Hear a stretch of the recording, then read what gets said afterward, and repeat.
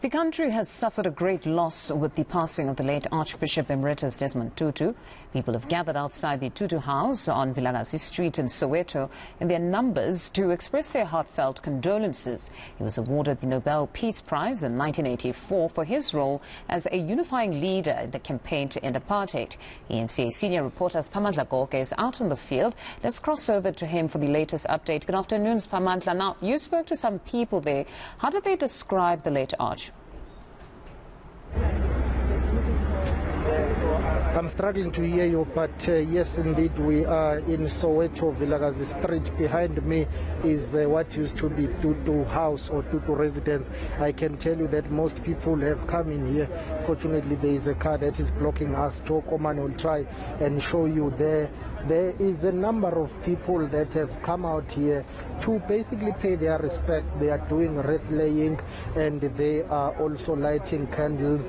There is a blue sticker there by the wall. That's where Tutu House is, and people have been coming in here basically to pay their respects, and they've described the Arch as someone who has played a very significant role in the liberation struggle of South Africa, someone who remained in touch with the masses on the ground, and someone who never really compromised in terms of his principles, and someone who tried by all means to ensure that there is a rainbow nation in South Africa. Well, that project may be under threat as we speak, and some would argue that it never really took off because the other side of the society never really embraced that rainbow nation. And you know, when it comes to the issue of the legacy of someone who's departed, you will always have different views, but the overall message that we are getting here is that the Arch is indeed held in high regard by those who have valued his contribution to the liberation struggle of South Africa. Earlier on, I spoke to Professor Pitikantuli, a historian. You know, I asked him about how will history remember the Arch, and this is what he had to say. Let's take a listen. Remember the bishop in the way that he has taught us as South Africans to love each other and to not discriminate in order to live together and build a better society for all. Coming from an Anglican church myself, I strongly believe in forgiveness as well, and forgiveness doesn't only build us as youngsters in the communities, but also our families, and teaching our younger generation in a correct way of life, and in that way we will build a stronger country as a whole. Now, people from abroad, Siphamandla, have also offered their condolences, I understand.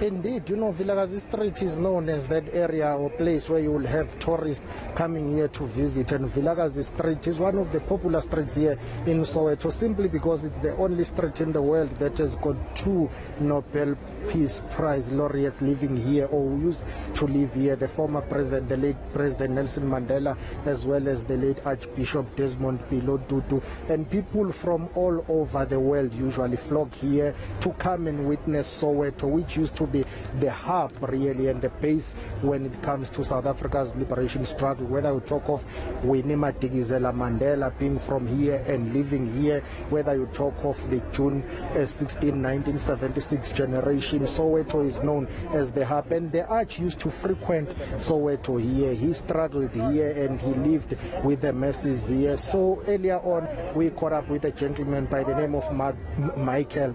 He's from Sweden, and this is what he had to say.